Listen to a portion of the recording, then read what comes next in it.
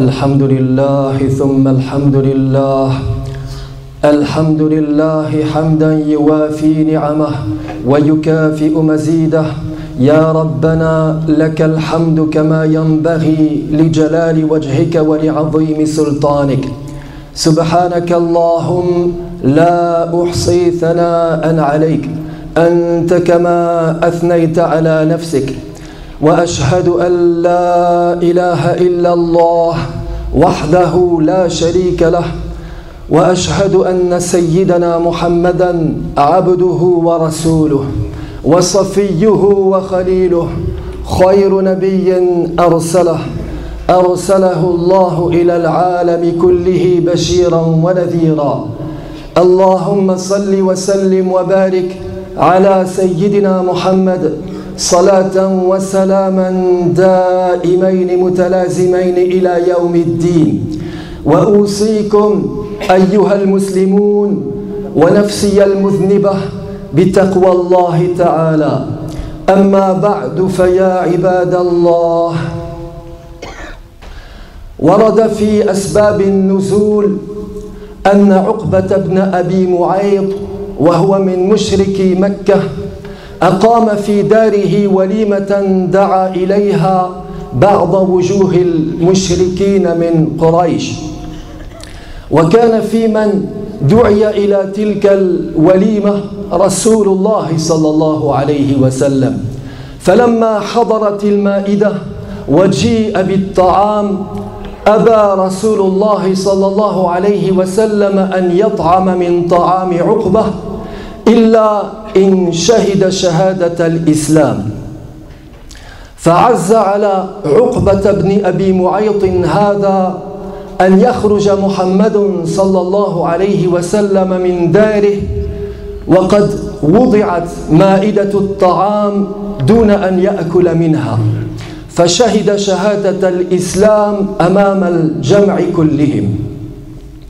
وكان لعقبة صديق له اسمه أبي بن خلف كان غائبا آنذاك عن مكة فلما عاد إليها قيل له إن صاحبك عقبة قد صبأ أي قد أسلم فأسرع أبي إلى عقبة يقول أحقا أنك قد صبأت أي أحقا أنك أسلمت فقال له عقبة دخل محمد داري وأصر على أن لا يأكل من طعامي إلا أن أشهد شهادة الإسلام فأحببت أن أطيب خاطره بكلمة فقال له أبي وجهي من وجهك حرام إن لم تلق محمدا فتبصق في وجهه وترد عليه دينه ففعل عقبة بن أبي معيط ما طلبه منه صديقه فانتهز فرصة لقاء لقي فيها رسول الله صلى الله عليه وسلم فأعلن ارتداده عن الإسلام وبصق في وجهه لكن البصقة ارتدت إلى وجهه شظية فأحرقت طرفا من وجهه هذا هو الذي حدث وهو الذي يرويه علماء السيرة النبوية وأصحاب أسباب النزول وإليكم تعليق بيان الله تبارك وتعالى عن هذه الحادثة يقول الله عز وجل يوم يعض الظالم على يديه يقول يا ليتني اتخذت مع الرسول سبيلا يا ويلتى ليتني لم أتخذ فلانا خليلا لقد أضلني عن الذكر بعد إذ جاءني وكان الشيطان للإنسان خذولا. Il est dit dans la biographie du prophète sallallahu alayhi wa sallam que Uqbah ibn Abi Mu'ayt, un idolâtre quraïchite, donna un jour dans sa demeure un banquet auquel il convia les notables et les personnalités de la Mecque. Parmi les convives qui furent invités à ce banquet se trouvait l'envoyé de Dieu sallallahu alayhi wa sallam. Au moment où l'on servit le repas, le prophète sallallahu alayhi wa sallam déclara qu'il refusait de manger de la nourriture de Uqba à moins que celui-ci ne professe l'islam. Comme Uqba se sentit gêné de laisser Mohammed partir de chez lui sans avoir mangé du plat qui était servi, il professa l'islam en présence de tous les invités. Or, Uqba avait un ami du nom de Ubay ibn Khalaf, qui n'était pas à la Mecque ce jour-là. Quand Ubay rentra donc en ville, on lui dit que Uqba s'était converti à l'islam. Ubay s'empressa alors de demander à son ami: est-il vrai que tu t'es converti à l'islam?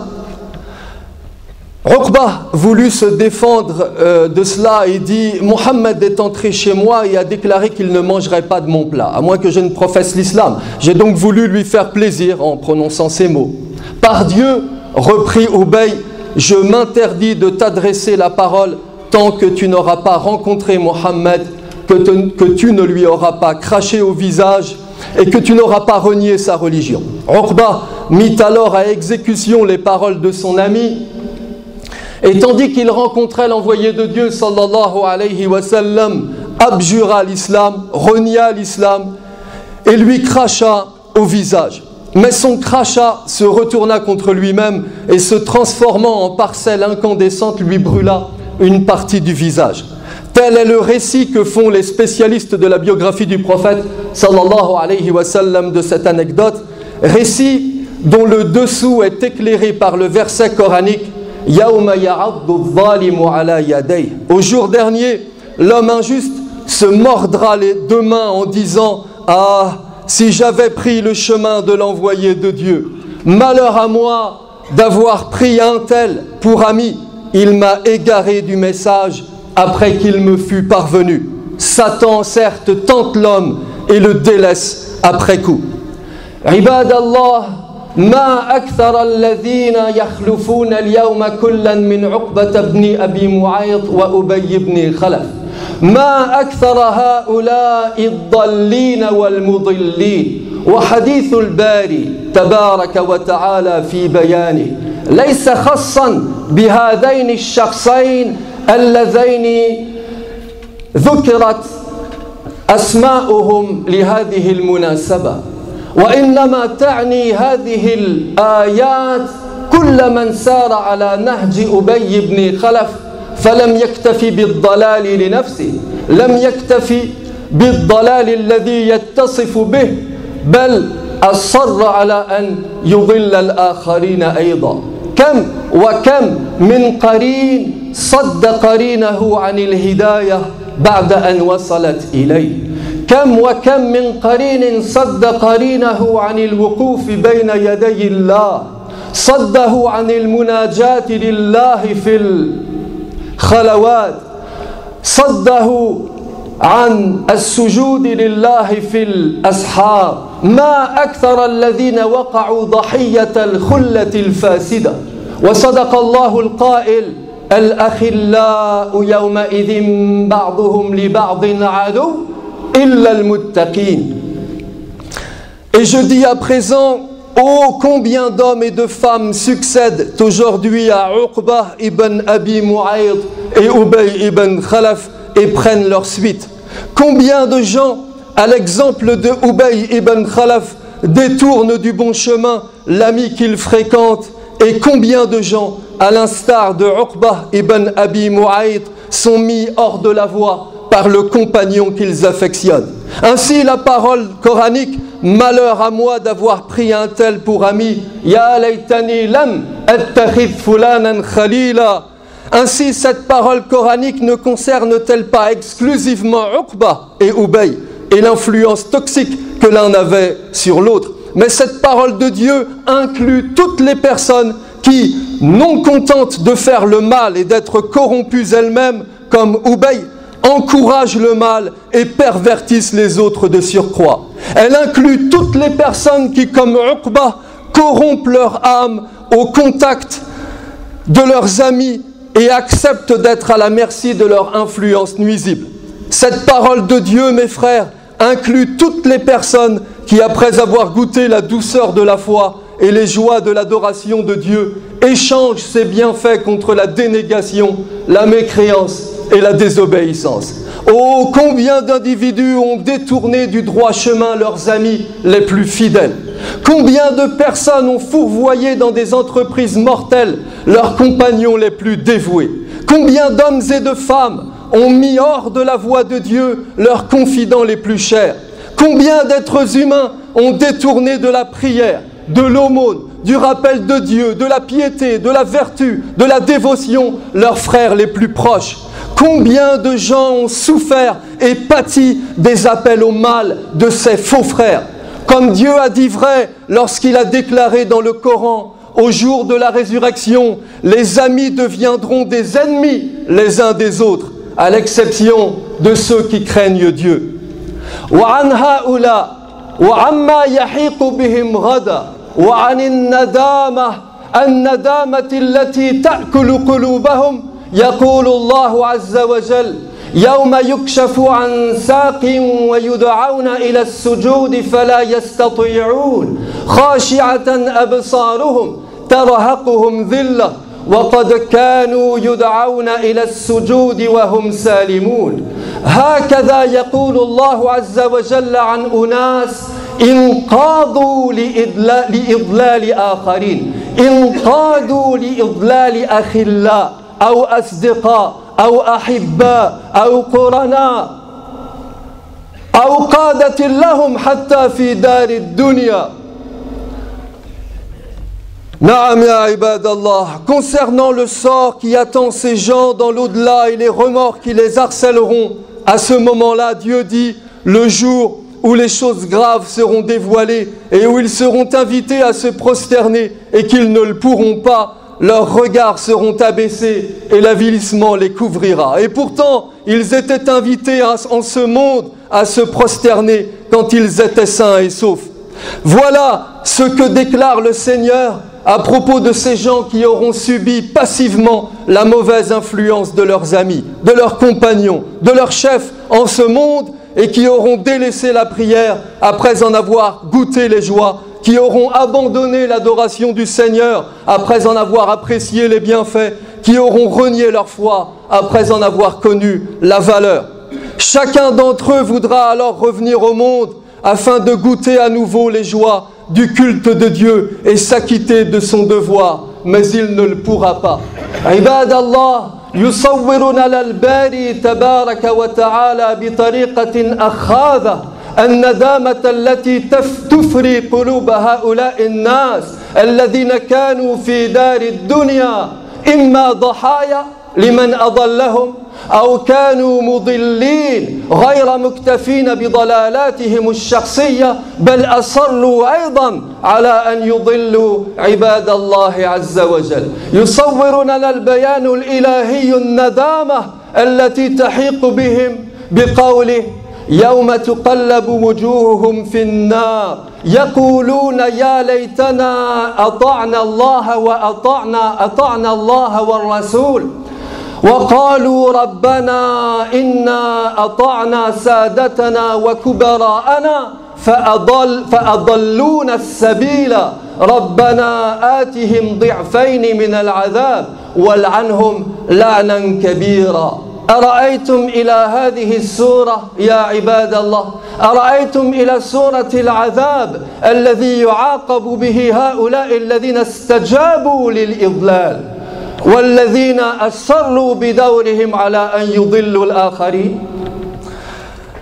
Chacun d'entre eux, disais-je, voudra alors revenir au monde afin de goûter à nouveau les joies du culte de Dieu et s'acquitter de son devoir, mais il ne le pourra plus. S'agissant du destin qui échouera à ses amis qui auront été indistinctement les bourreaux qui égarent et les victimes qui se laissent égarer, Dieu dit ailleurs dans le Coran, le jour où leurs visages seront tournés et retournés dans le feu, ils diront « Ah, si nous avions obéi à Dieu et obéi à l'envoyé !» Et ils ajouteront « Seigneur, nous obéissions à nos chefs, nous obéissions à nos grands, ce sont eux qui nous ont égarés du droit chemin. Seigneur, inflige-leur le double de notre châtiment, ainsi qu'une malédiction majeure. » Wayhak, hal laka sayyidun ghayru rabbik ويحك هل لك كبير ينعم عليك يرأف بك يحنو عليك، بيده حياتك،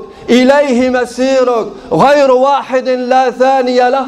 كيف تنسى من بيده أمرك؟ كيف تنسى من إليه مسيرك ثم تتخذ من دونه سيدا أو كبيرا؟ ولكن هكذا تاهوا في دار الدنيا، وهكذا أخذت الندامة تفري قلوبهم.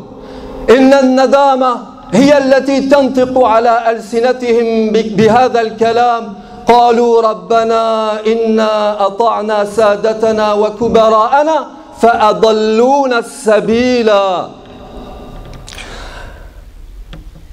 Malheur à vous, vous autres les chefs de file de l'égarement, et malheur à vous aussi, vous autres qui les suivez aveuglément. Avez-vous un autre maître que Dieu? Avez-vous un autre Seigneur que lui? Comment pouvez-vous oublier celui qui décide de votre sort? Comment pouvez-vous négliger celui qui commande votre destin?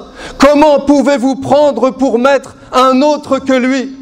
عباد الله، لقد استعرضت في كتاب الله أنواع العذاب التي أعدها الله للمستكبرين، فما وجدت عقابا ادخره الله للطغاة والعاتين من عباده أشد من العذاب الذي أعده لمن أصروا على أن يضلوا عباد الله. ما وجدت عقابا أشد من العقاب الذي أعده الله لمن وقفوا في طريق السالكين إلى الله، لمن وقفوا في طريق الممارسين لعبادة الله وربوبيته. Ô serviteurs de Dieu, j'ai fait l'inventaire des punitions que le Seigneur infligera aux orgueilleux dans l'au-delà, et j'ai trouvé que la punition la plus sévère sera donnée à ceux qui auront égaré les hommes en ce monde et qui les auront fourvoyés du bon chemin. Oui, aucun châtiment ne sera plus dur que celui qui sera infligé à ceux qui auront élevé des obstacles sur le chemin de Dieu et qui auront détourné les fidèles de Dieu de leur route.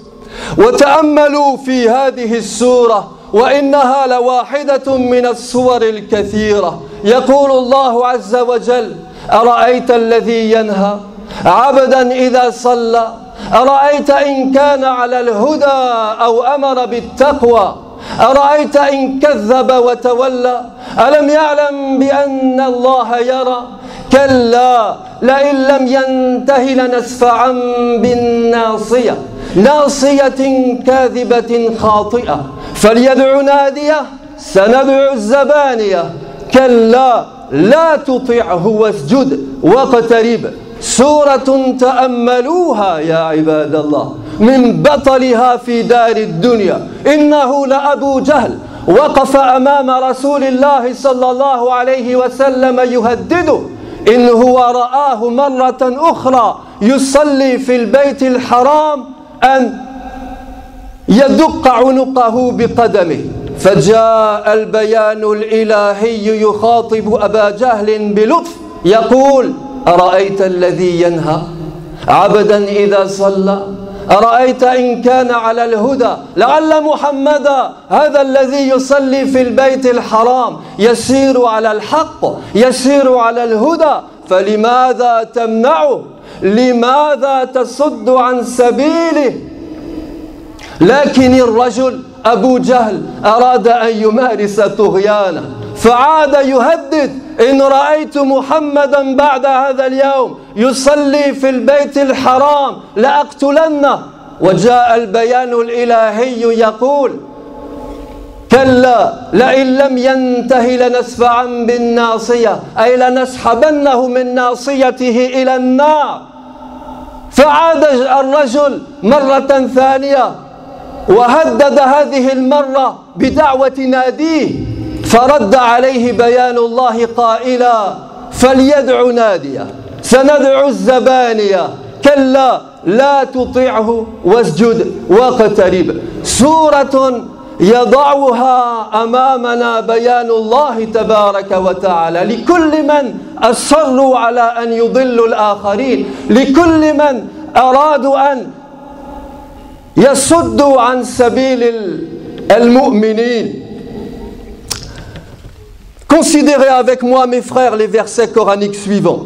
As-tu vu celui qui a interdit à un serviteur de Dieu de prier? As-tu vu s'il était dans la bonne voie et s'il ordonnait la piété? As-tu vu s'il criait au mensonge et s'il se détournait?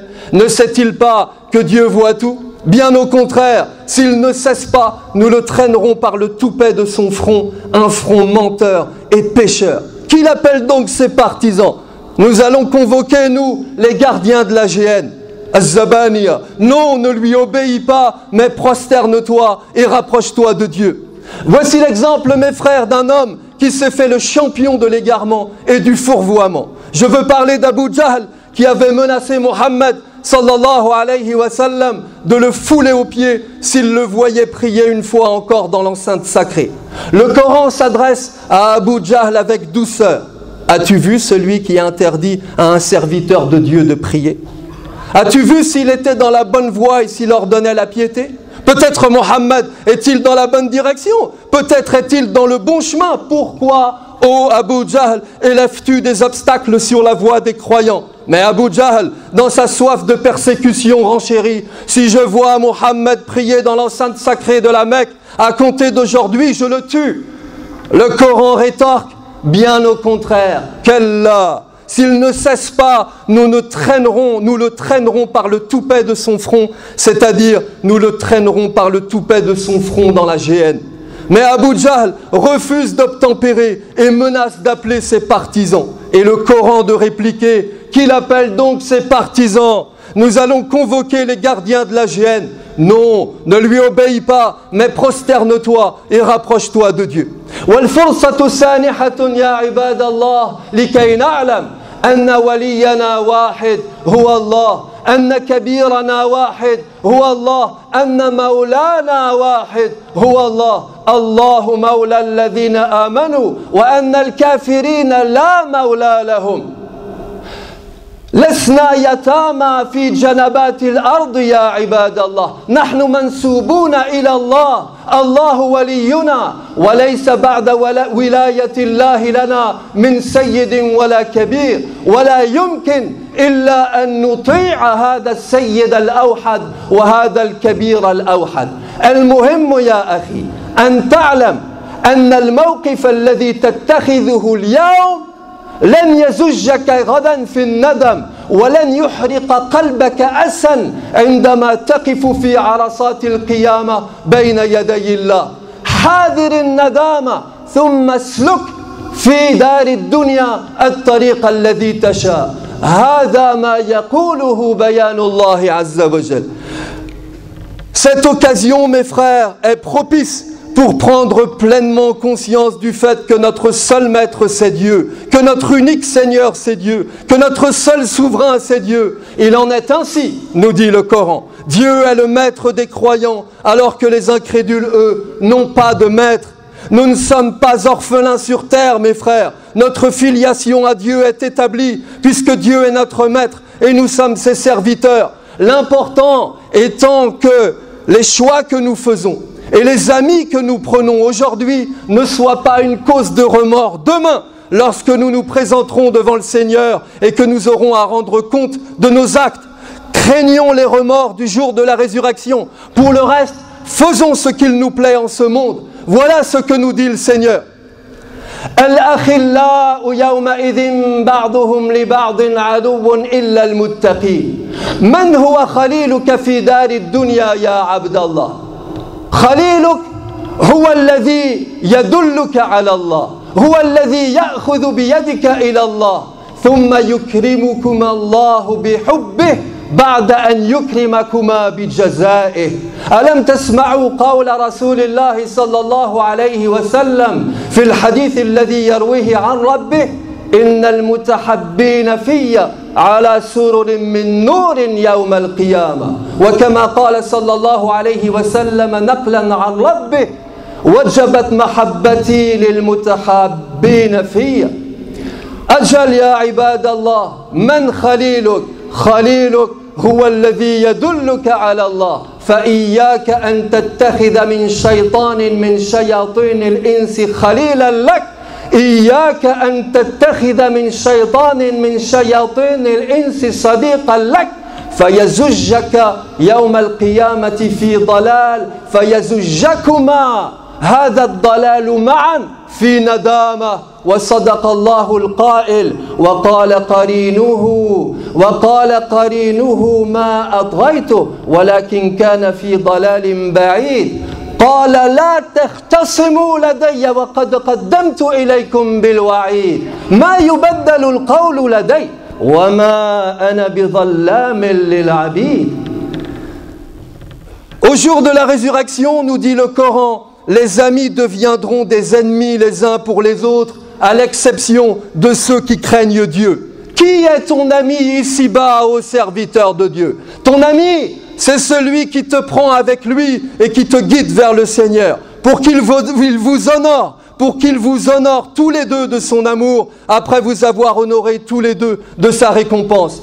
Comme Dieu a dit par la bouche de son prophète, ceux qui s'aiment en moi seront sur des lits de lumière au jour de la résurrection. Ou comme il a dit encore, mon amour est acquis à ceux qui s'aiment en moi. Le voilà ton ami, mon frère. Ton ami, c'est celui qui t'accompagne en te montrant le chemin de Dieu. Gardez-vous de prendre pour amis et pour compagnons les démons de ce monde, de peur qu'ils ne vous poussent dans les ténèbres au jour de la résurrection et que les ténèbres ne vous plongent à leur tour dans les remords, comme Dieu a dit vrai lorsqu'il a déclaré « Son compagnon dira, notre Seigneur, mais ce n'est pas moi qui l'ai incité à la révolte. Il se trouvait déjà lui-même dans un profond égarement. Mais Dieu dira, ne vous disputez pas devant moi. Je vous avais déjà fait part de la menace. La parole chez moi ne change pas.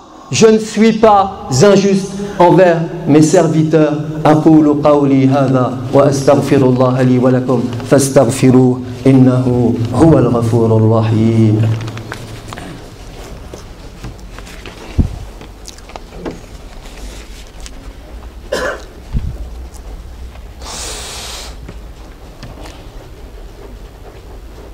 الحمد لله حمدا كثيرا كما أمر وأشهد أن لا إله إلا الله إقرارا بربوبيته وإرغاما لمن جحد به وكفر وأشهد أن سيدنا محمدا عبده ورسوله. عباد الله اتقوا الله فيما أمر وانتهوا عما نهى عنه وزجر وأخرجوا حب الدنيا من قلوبكم فإنه إذا استولى أسر.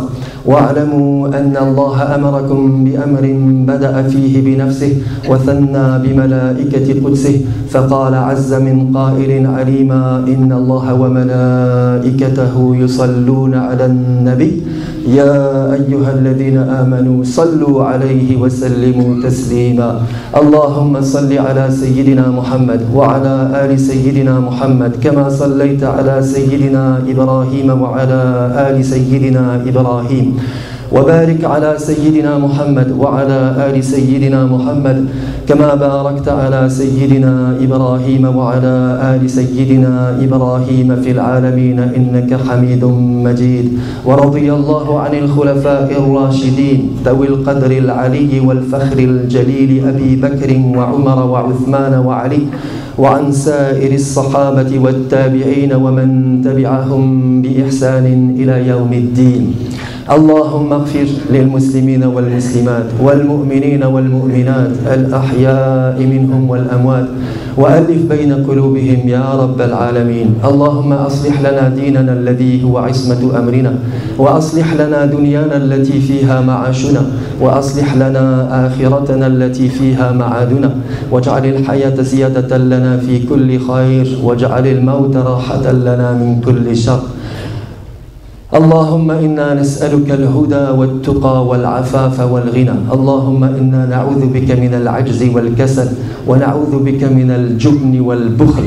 اللهم آت أنفسنا تقواها وزكها أنت خير من زكاها أنت وليها ومولاها. اللهم أخرجنا من ظلمات الوهم وأكرمنا بنور الفهم وافتح علينا بمعرفة العلم وسهل أخلاقنا بالحلم واجعلنا ممن يستمعون القول فيتبعون أحسنه. اللهم علمنا ما ينفعنا وانفعنا بما علمتنا وزدنا علما وعملا متقبلا يا أرحم الراحمين. اللهم إنا نعوذ بك من علم لا ينفع ومن قلب لا يخشع ومن نفس لا تشبع ومن دعوة لا يستجاب لها. ربنا آتنا في الدنيا حسنة وفي الآخرة حسنة وقنا عذاب النار. ربنا اغفر لنا ولوالدينا ولمشايخنا ولأرباب الحقوق علينا ولسائر المسلمين أجمعين. آمين آمين آمين والحمد لله رب العالمين. عباد الله، إن الله يأمر بالعدل والإحسان وإيتاء ذي القربى وينهى عن الفحشاء والمنكر والبغي يعظكم لعلكم تذكرون.